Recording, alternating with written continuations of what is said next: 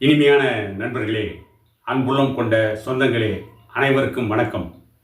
மத்திய அரசின் அமைச்சரவை ஜாதிவாரி கணக்கெடுப்பு நடத்த ஒப்புதல் அளித்திருக்கிறது. அதற்கு பிறகு தமிழக அரசியலில் கூட்டணி களம் வேறு விதமாக மாறிக்கொண்டிருக்கிறது. கிட்டத்தட்ட பாட்டாளி மக்கள் கட்சி, அதிமுக, பாரதிய ஜனதா கட்சி கூட்டணி உறுதியாகிவிடும் என்ற சூழ்நிலை நிலவுவதாக பல அரசியல் விமர்சகர்கள் கூறிக்கொண்டிருக்கிறார்கள்.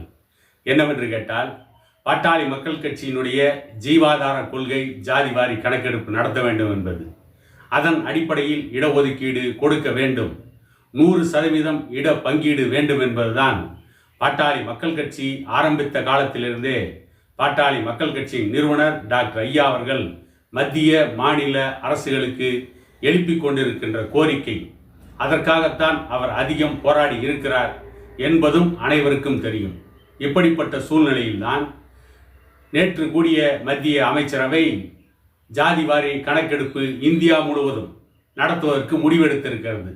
அதாவது 10 ஆண்டுகளுக்கு ஒரு முறை நடத்தப்படும் மக்கள் தொகை கணக்கெடுப்புடன் சேர்த்து ஜாதிவாரி கணக்கையும் எடுப்பது என்று மத்திய அரசு அறிவித்தது.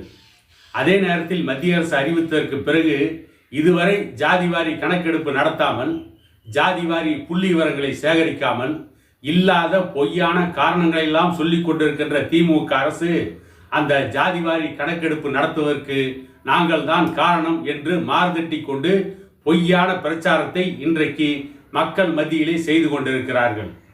அது சம்பந்தமாக பாட்டாளி மக்கள் கட்சியின் தலைவர் அன்புமணி ராமதாஸ் அவர்கள் நாடாளுமன்றத்தில் கேள்வி எழுப்பினார்.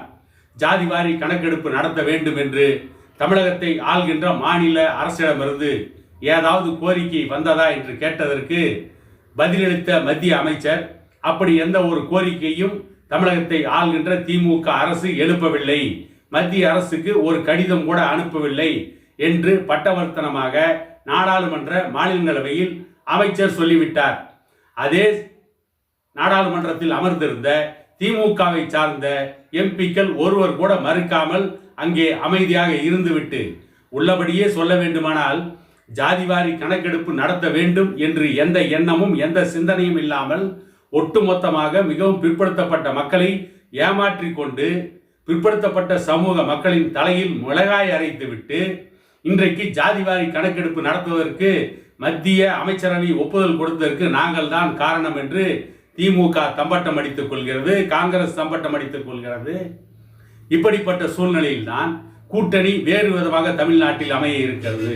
2026ஆம் ஆண்டு நடைபெற இருக்கின்ற சட்டமன்ற தேர்தலில் பாட்டாளி மக்கள் கட்சியின் நீண்டகால கோரிக்கையான ஜாதிவாரி கணக்கெடுப்பு நடத்துவதற்கு மத்திய அமைச்சரவை ஒப்புதல் அளித்துவிட்டதால் இன்னும் சில மாதங்களில் ஜாதிவாரி கணக்கெடுப்பு நடத்தும் பணி துவங்கிவிடும் என்பதால் கிட்டத்தட்ட பாட்டாளி மக்கள் கட்சி பாரதிய ஜனதா கட்சி கூட்டணியில் சேர்வதற்கான வாய்ப்பு அதிகரித்திருக்கிறது. அதே நேரத்தில் தமிழக அரசில் இன்றைக்கு இருக்கின்ற திமுக கூட்டணியில் இருக்கின்ற சில கட்சிகள் வெளியேறும் என்று சொல்லப்படுகிறது. ஏனென்று கேட்டால் திமுக அரசின் மீது மிகவும் வெறுப்பு இன்றைக்கு தாண்டவமாடிக்கொண்டிருக்கிறது.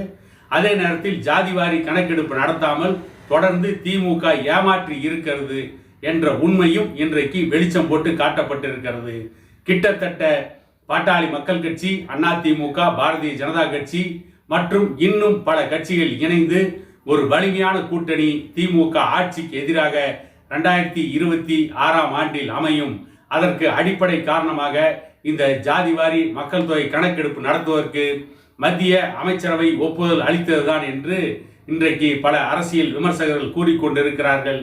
எதிர்காலத்தில் என்ன நடக்கப் போகிறது என்பதை பற்றி பொறுத்திருந்து பார்ப்போம் என கூறிக்கொண்டு இன்னொரு காணொளியில் உங்களை சந்திக்கும் வரை உங்களிடமிருந்து விடைபெறுவது உங்கள் எடப்பாடி துரைசாமி.